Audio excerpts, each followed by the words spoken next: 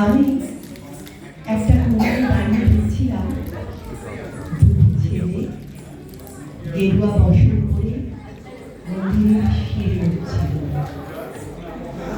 এত মন্দির সিঁড়ি উঠতে আমি কাউকে দেখিনি। এত ভালোবাসা দিয়ে সিঁড়ি ধরে আমি কাউকে দেখিনি। সিঁড়ি নয়, যেন জলের স্তর থেকে ধরে তুলছিল। এভাবে কেউ এত মন্দির সিঁড়ি বুঝতে পারে তা আমি কোথাও দেখিনি। জিজ্ঞাসা করলাম, এই ছেলেটিকে? মহারাজ মৃদু হেসে জানালেন, একজন নিউক্লিয়ার ফিজিসিস্ট, আরেকজন IBM-এ 6 লাখ টাকার চাকরি ছেড়ে এখানে এসেছে।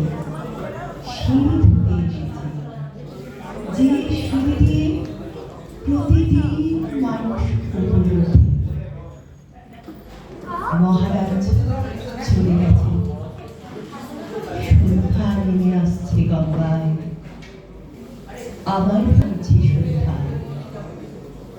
সারা এত সিঁড়ি, সিঁড়িতে সিঁড়িতে এত দাগ, এত রোদ, এত ক্রোধ, এত অপমান।